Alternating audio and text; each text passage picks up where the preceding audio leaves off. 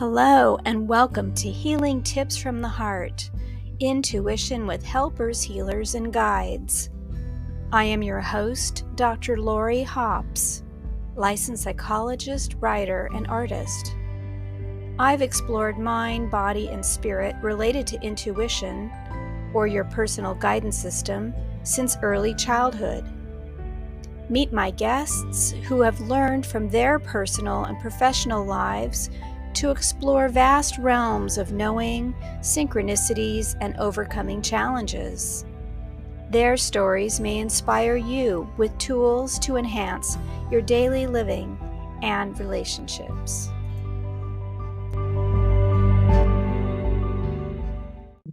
Hello, everyone, and welcome my special guest for today, Sarette Zecharia. Sarette is a licensed clinical psychologist based in Scottsdale, Arizona. She's the CEO and founder of Lighthouse Psychology LLC, which is an organization that's grounded in the fusion of Gestalt and Jungian therapy that integrates holistic principles from energy psychology and Eastern medicine.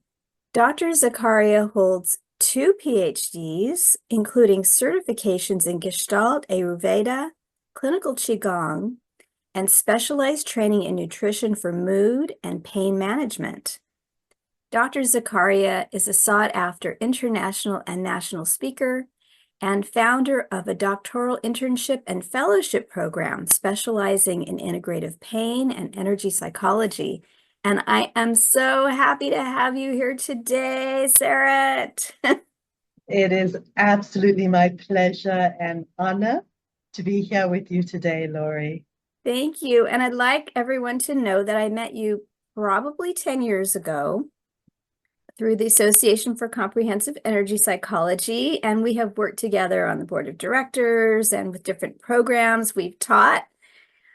Actually online, we've met in person, and we're planning on teaching, hopefully, fingers crossed, in June in Arizona, a class on Egyptian belly dance. So that should be really fun because we're both dancers. So I'm so happy to have you here. I am thrilled to be here very much. Thank you for this opportunity. My pleasure. It's always go ahead. To connect. And is there anything else you'd like to add to let the audience know about yourself? I would actually, just to give a little background of the flavor of where I'm coming from. So as you can hear by how I speak, I was not born here in America. I was born in South Africa. And the reason why I say that is we can never assume people have the same upbringing, even if they live in the same house. And my gift of being born and raised as I was is I was surrounded by multiple languages and cultures. And I was very blessed when I was younger to be raised alongside with a witch doctor. So my going out into the world and understanding the connection of nature, food, who we are, to the universe, to ourselves, started at a really young age. And that was coupled with the fact that my mom was a psychic. So to this day, even though she's no longer on this plane, she's still one of my guides.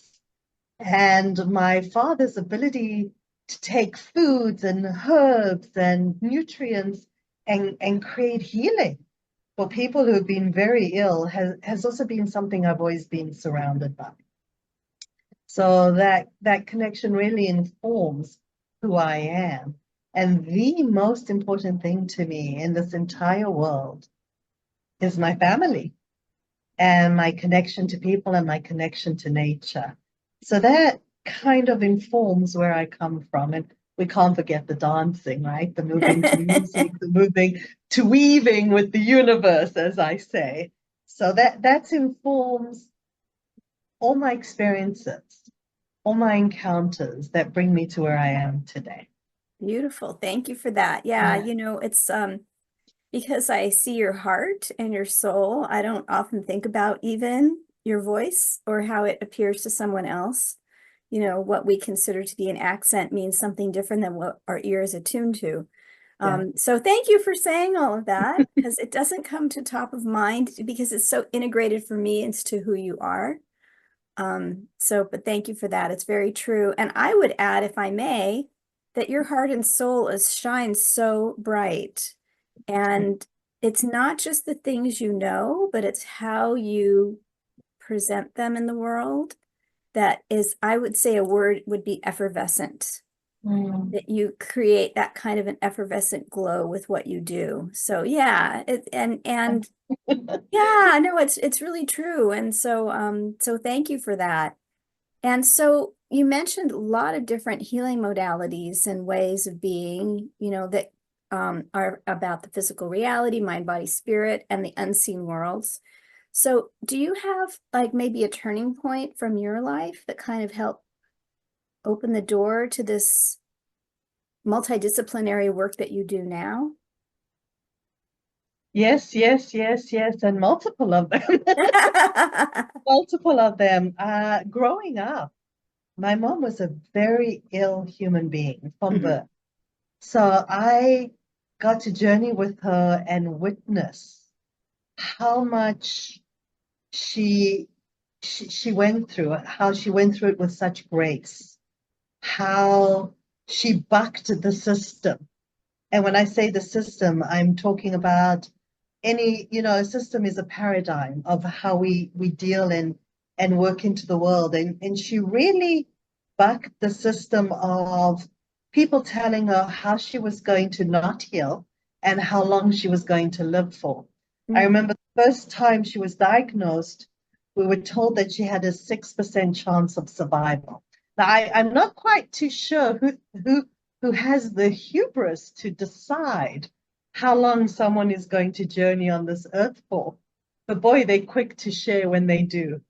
And so, with that 6% chance of survival, she lived another almost 40 years. Wow. Yes. So that was a huge turning point for me. Another turning point was when people would get sick and need something, they would turn to medications immediately. I have a fever, I'm going to take this medicine. I have a cough, I'm going to do this. I didn't grow up like that. In fact, the medication in our house was food and baking soda. Mm. You've Mm. got a stomach issue, take some baking soda to alkalize your stomach. So when I had that realization of how other people were constantly turning to pop a pill, a magic pill that would do something, I, that took me a while to understand. And I think a large part of that was when I was 12 years old. My mother, due to all the illnesses she was experiencing and some of the medication she was on, she was prescribed two what we called scheduled 7 medications at once. And she actually fell down into a coma in front of me as we were walking up the stairs. So right there and then, I'm thinking to myself, I don't know that going the medication route is always going to be the first best option. And that's not me saying there's no place for it, because believe me, there's a place for everything, including Western medicine. In fact, very, very much so. I think my bias comes from let me do the most gentle, the least invasive first before I go to an extreme where my body's going to have a harder time trying to monitor and handle its own abilities to heal. So Beautiful. that was another turning period.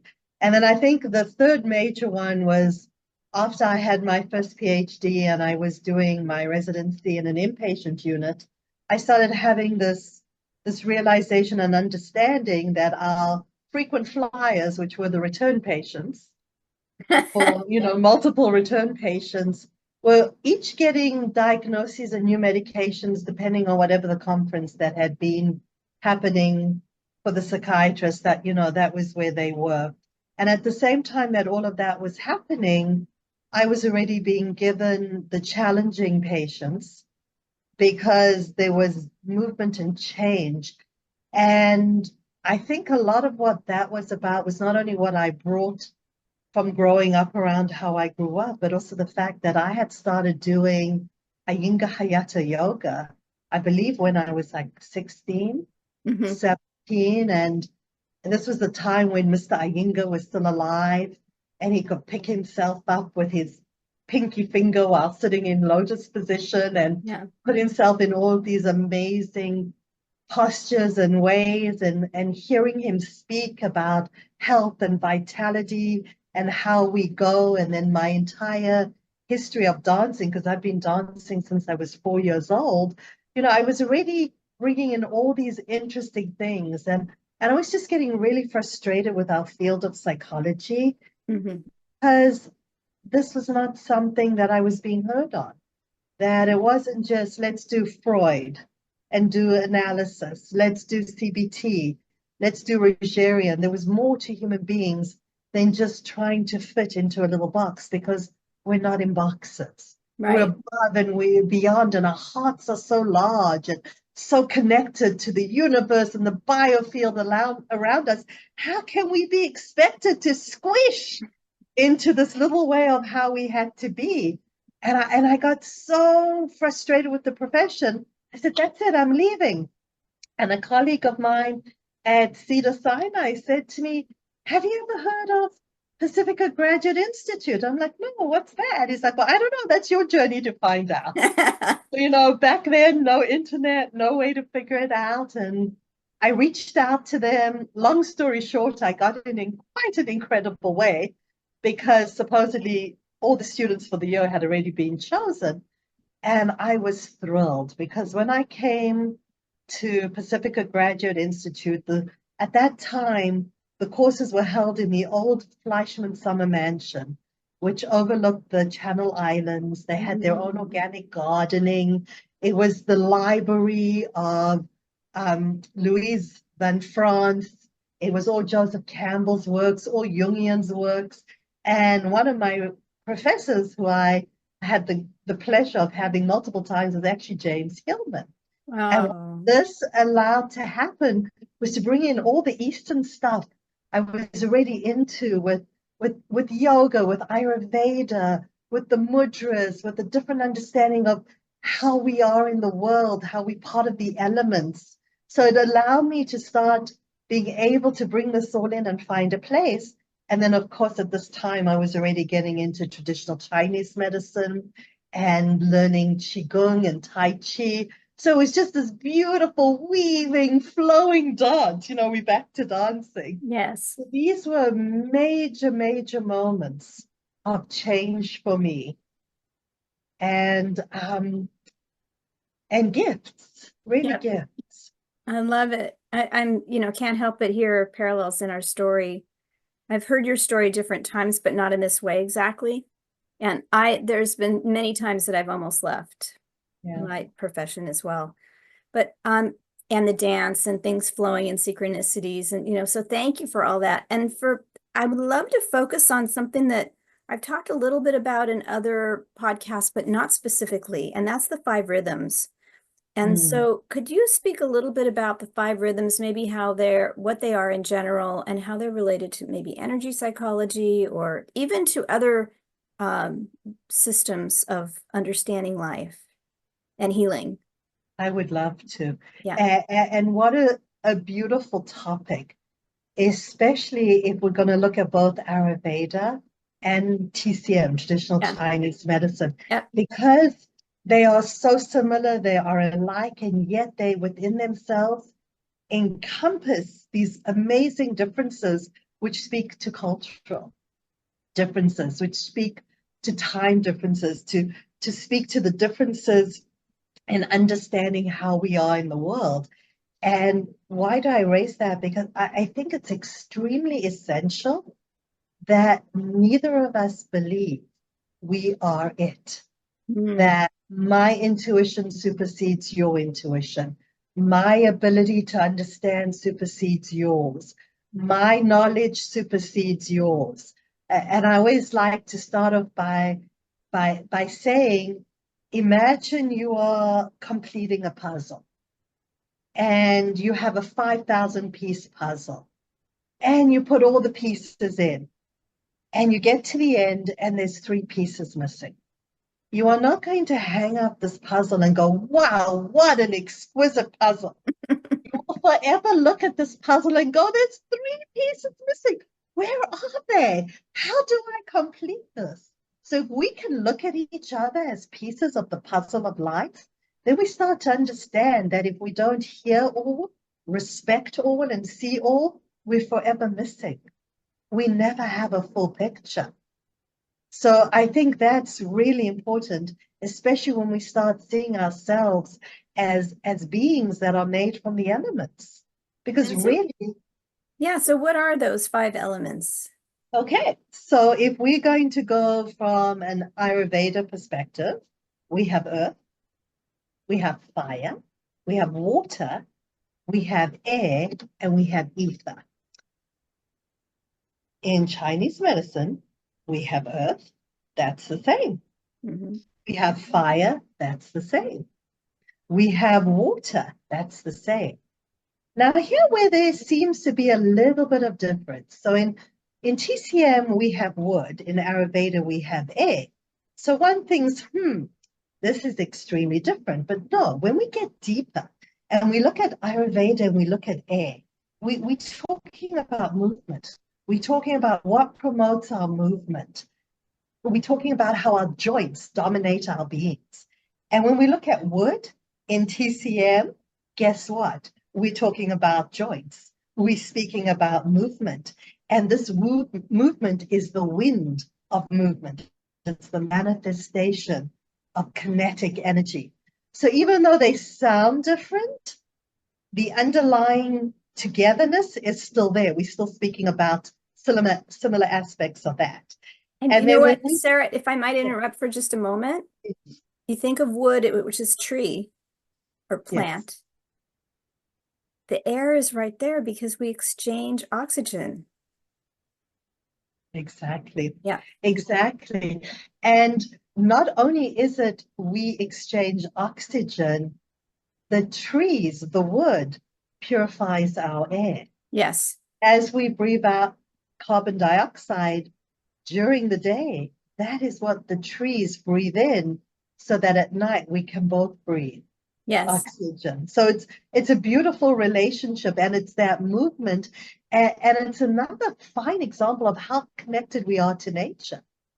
You know, one of my biggest pet peeves moving to America, and to this day it still bothers me to the point that it's like nails on a, is when people refer to the earth as dirt. Yes. You know, how can you imagine you can connect to something as in-depth as the elements if you don't even speak with intentional respect about the elements? Yes. So that's kind of, that's a big one for me, very much a big one for me. And then the last one that I spoke about was ether. Yes. So ether in Ayurveda is literally, it's between matter. It's the space between, right? So in traditional Chinese medicine, that's really where the meridians flow.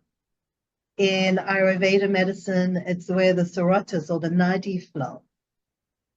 So it's this in-between space. This is the ether, right? In traditional Chinese medicine, we're talking about metal. Right. So if we go deep into this, metal is about spaciousness, and it's about the purity and the heavens. So these are kind of all in between things because spaciousness is the in between. So when we're breathing, the ether or the metal is truly the space between our breaths. When we pause, when we're listening to music, it's the space between the music notes. And it's these spaces that create rhythm and movement and music and understanding of the world. So they're both very important. And metal is solid, but not solid. And you need fire to form it. And you need fire to form it, absolutely. So as I'm saying that and I'm hearing what I'm saying, I'm thinking that, I'm not saying everything is the same. There are differences. So when we use our ears and we work on our hearing in TCM, that's really associated with water, whereas it's associated with ether in Ayurveda. So there are differences. Hmm. However, there are a lot of commonalities, a lot of ways we connect. And in traditional Chinese medicine, we are all these elements. And if you do your bagua, you're higher in other elements than others. And the ones that you are missing are going to usually be the ones that you're drawn to because you need them to help. And they change throughout your lifetime. And if we continue to look at the five elements from a TCM point of view, we have the Harari clock, the meridian clock, which breaks down into every 2 hours.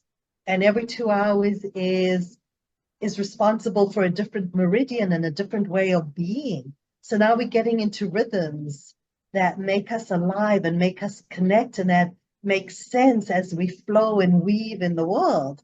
And when we look at Ayurveda medicine, it takes it a little bit differently because it breaks us down into the three dosas, which are the three different ways we manifest in this world. And guess what?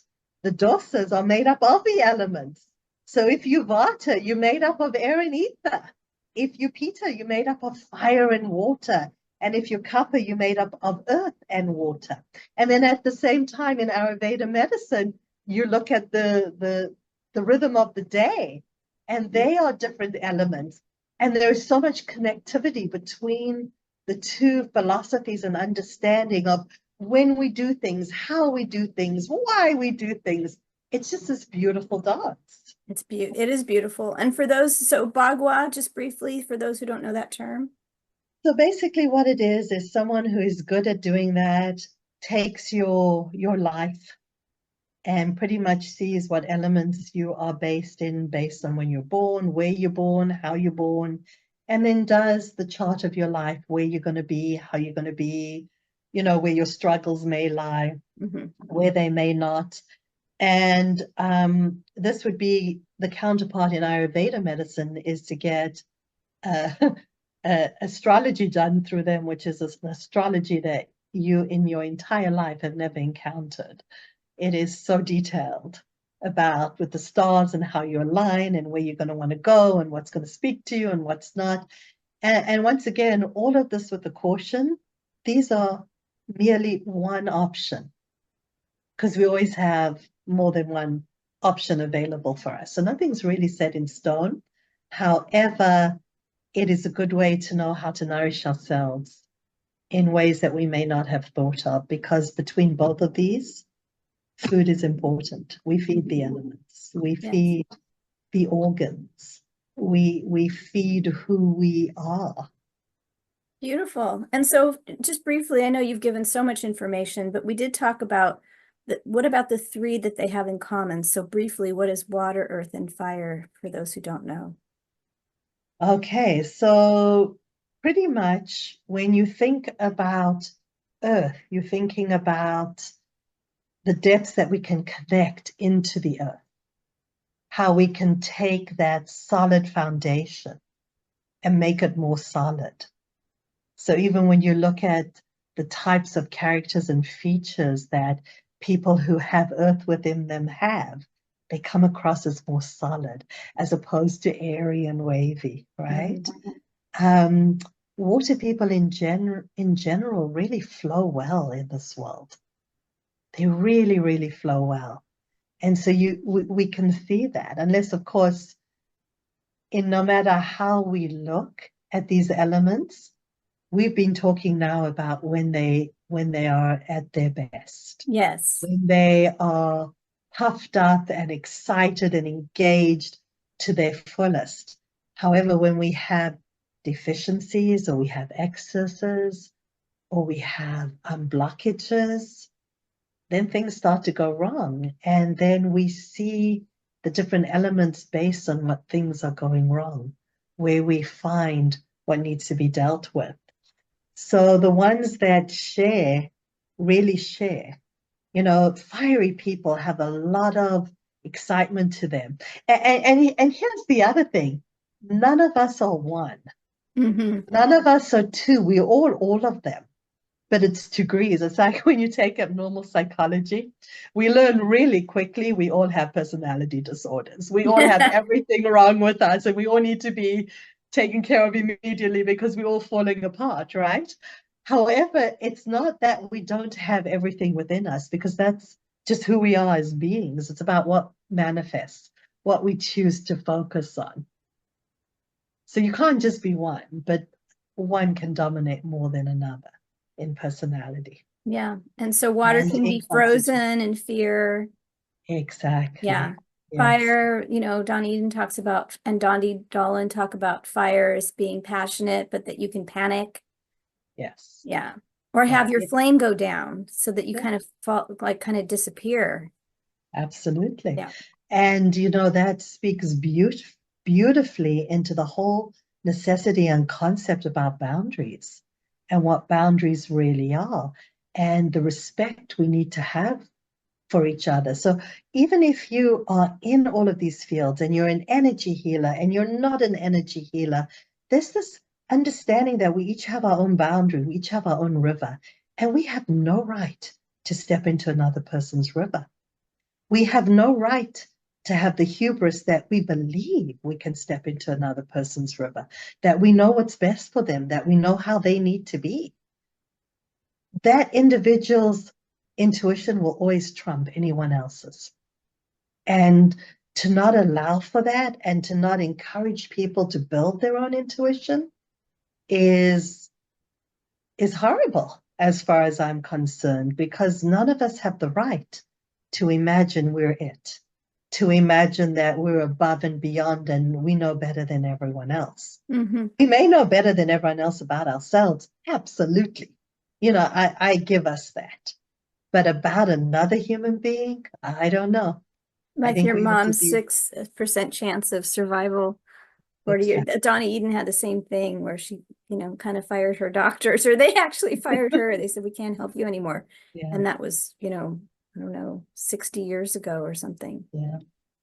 And that So was a good firing, wasn't it? she did. She healed herself of MS and Yeah, asthma and heart issues and all the rest by seeing energy and being able to move energy with her hands.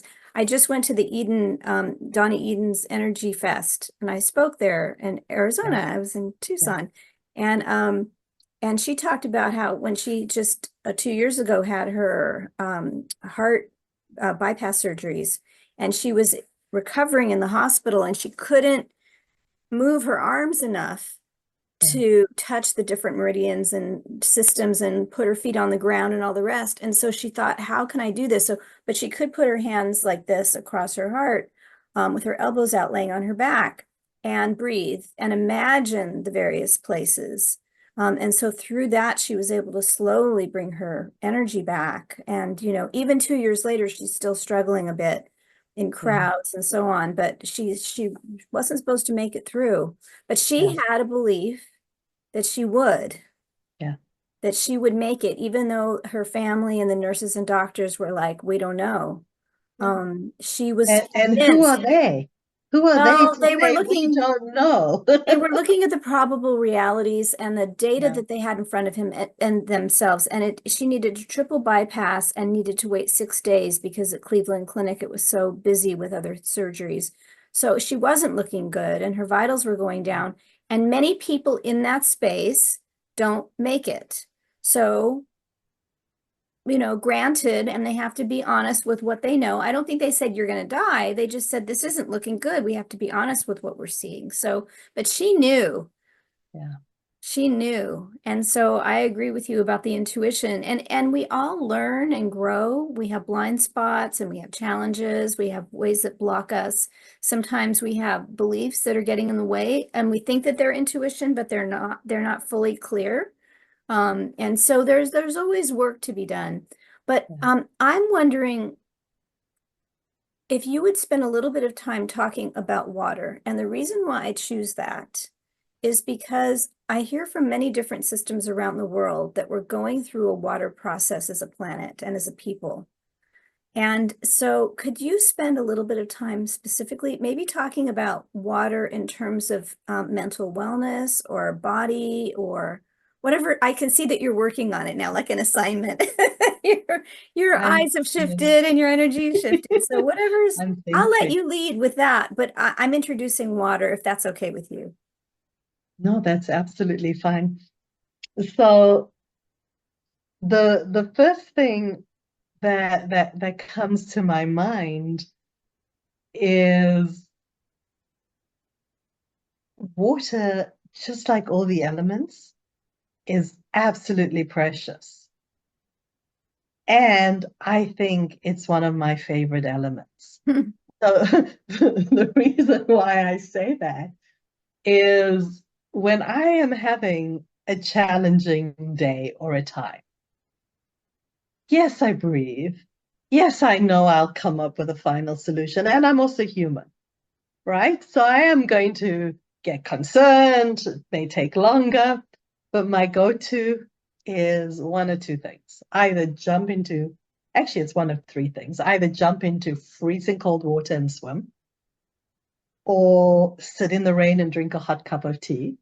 I remember when I was going through university and I was going through a struggling period, one of my dear friends came and he put the hose pipe over me and watered me while I drank tea so we could simulate rain. Or it's go take a nice long hot bath or ice cold bath, depending. So us going through a water phase, for me, water always has to be present. It always has to be what? Present. Present, yes. And I know for a lot of people it isn't.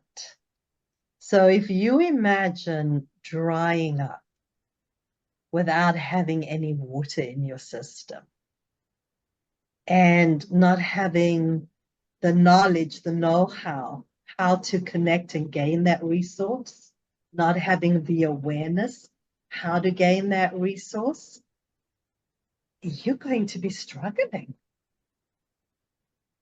Yeah. You're going to be thirsty. Yeah. When I do any energy work with anybody, the first thing I check for is hydration. Because I don't even believe, even it's not even just energy work, just regular work. If we're not hydrated, how can we function? So Yeah. this is the level where water starts for me. It's not even, it is our ability to be present, to be engaged, because to be present means I'm in my body, I'm engaged with you. So if I am lacking water, how can I be in my body? How can I be present? How can I engage? Are you Yeah. starting to see how this affects mental wellness? And you know, in Ayurveda medicine, when we speak about mental health, we speak about emotional disturbances and mental disturbances. They're two very different things. And the lack of water, however, I think speaks to both. Okay. I, And I on a global level, we're having water crises. Too much water, not enough water, yeah, polluted water.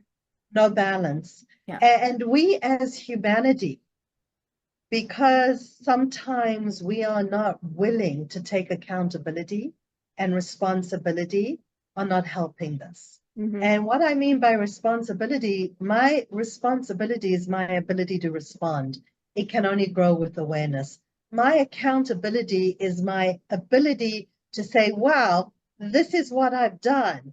I see the damage I've caused, and this is what I'm going to be doing differently so that I go away from causing that damage.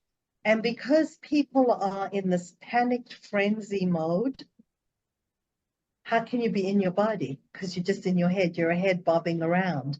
You're not in our body. So as global as everything is, we also need to slow down and clean house. Yeah, with the We as you need to work internally so that we can start going, okay, this is what's going on globally. From how I'm taking care of this, you taking you, and we go to everyone else, we start to become a global. yeah, Right now, we're not cohesive. right. As you're talking about this, I'm thinking about metal and ether with the internet and social media and computers and AI and all the rest. And that's kind of a head space. Like people, metal often have a disconnect between the head and the rest of the body. And on the five rhythms, there's ways that they think of a circle, and there's ways that they connect to their neighbor element and then across from their opposites. And metal is right next to water. So the end of the cycle with grief and autumn and letting go is next to birth and the water that creates life. And so I think an antidote or a complement to overextended mental space, anxiety, grief, the electronic era, the mental era, is to complement that with the water. Yeah. Yeah. Absolutely. Absolutely. And it's yeah, absolutely. 100%. Yeah. And how does water and ether match up in Ayurveda? How do water and ether match up? Well, if you think about it, right, I shared with you that Pitta has water and fire, right? And Kapha, not Kapha. So it would be Vata has air and ether. So Vata is the area part. It's the 2 a.m. to 6 a.m. time. It's the 2 p.m. to 6 p.m. time. And if we look at how to lead a healthy life according to Ayurveda, we're supposed to get up a little before the sun rises so we can bring the Vata with us, the airy lightness with us into Kapha, which then becomes the earth and the water. And we have water going on over there. This is a time where we're supposed to exercise first. And then morning. half an hour later, eat breakfast, as long as it's before 8 o'clock, right? As we move into the denser part, which is Pitta, which is between 10 and 2. So that's going to be the denser part. That's going to be the fire and water.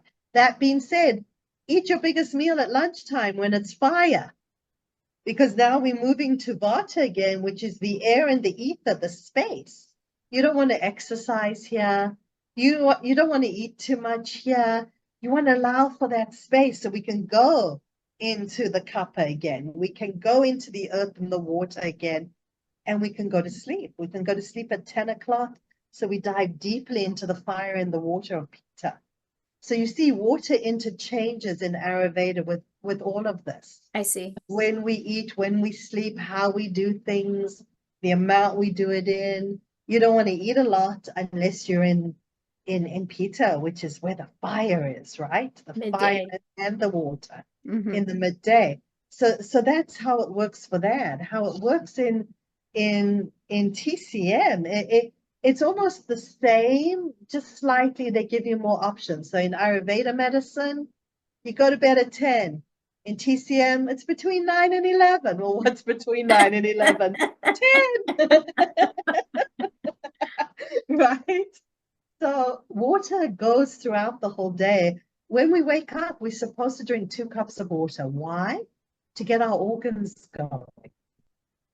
Interesting. To help bring the Vata from the morning to us. And remember, Vata is the air and the ether that we're bringing into the water.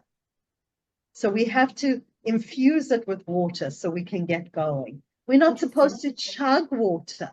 We're supposed to sip it. It's not supposed to be anything other than hot or body temperature, because our body can't really use the cold water in the same way.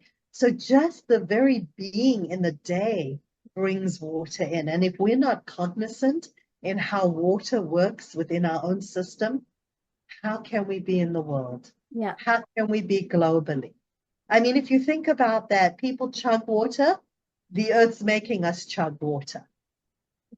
Yeah, beautiful. Right? People forget to drink. Yeah. The earth is giving us droughts. Yes. It's really mimicking what we are doing internally, which is what I say, we have to begin inside. We have to clean within. Yeah. Yep. There's an effort in some of the lakes to clean, the lake. And I was hearing about Lake Tahoe, where, I don't know, more than 100 years ago, someone took a white plate and they could drop 100 feet down because they could measure that and they could see the white plate still. So at least 100 feet of clarity.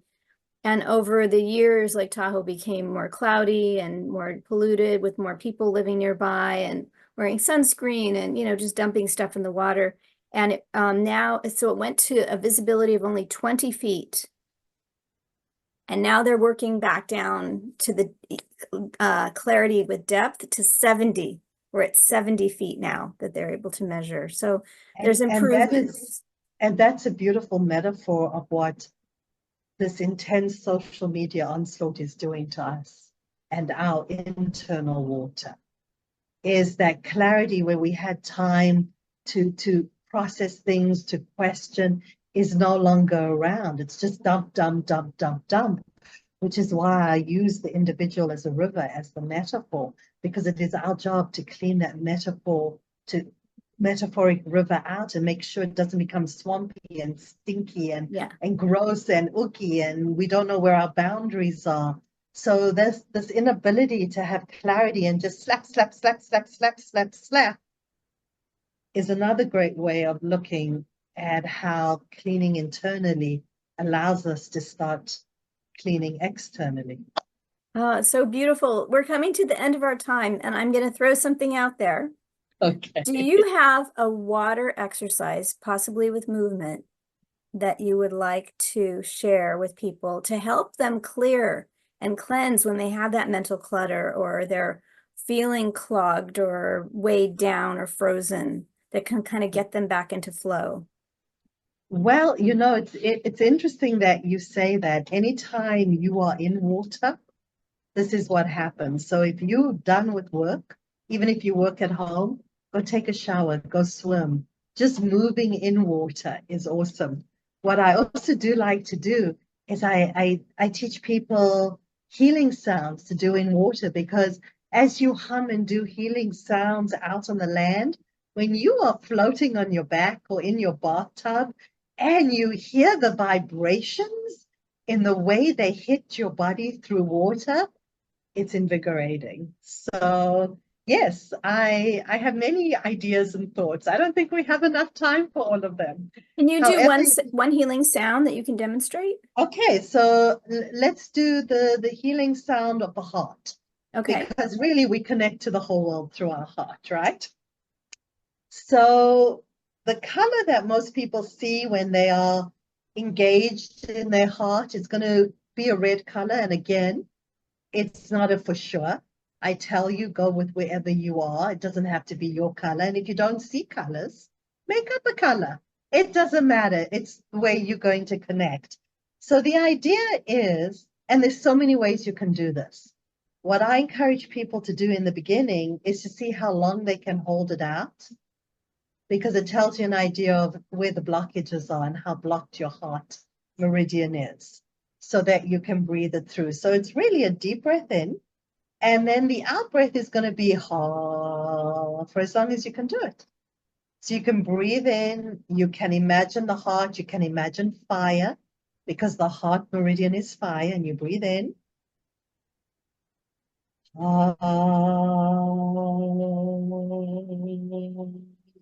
So are you saying H-A, the sound H-A, ha? Okay. Yes. Yes, I'm saying the sound H-A.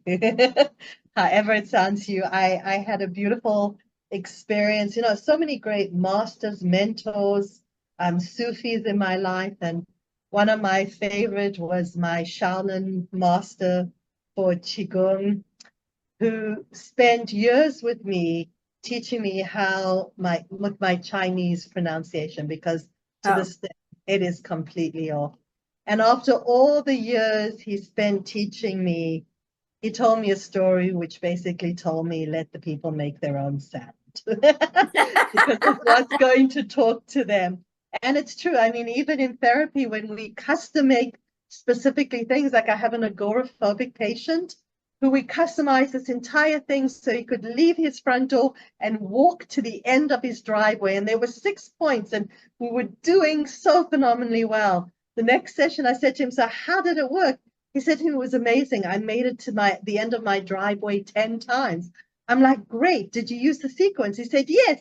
And he started tapping by where his eyebrows meet his eyes. And that was never a point we even touched in the customized sequence. I told him, awesome, you got this. That's great. That's great. Proof is in the pudding. And this is about intuition and people Yeah. knowing intuition better. Oh, what a Yeah. delight. Thank you so much, Sarah. Of course, I think the audience can tell we could go on and on. Flowing with water all over the place. But this has been fabulous. So helpful. And of course, I'll have all your contact information. We didn't really talk about what is energy psychology, meridians, and all of this, but there'll be Next links to time. blogs and all of that in there so people can learn more. And so I just thank you so much. So is there anything you'd like to say as we say goodbye for today? I would just really encourage people to connect with your inner light, to know that your place is solid and secure and beautiful, and that you are a necessary piece of the puzzle. Oh, yes. No missing pieces. No missing pieces. Yeah. No pieces left behind. Yes. I love it. Thank you so much, Sarette. It is my pleasure, Laurie. Absolutely my pleasure. Thank you. You're welcome. Okay, bye-bye, everyone. Bye-bye.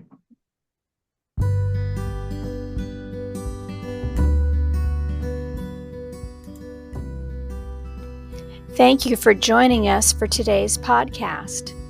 If you want to learn more, you can visit my website for podcast and resources at hopshealingtips.com.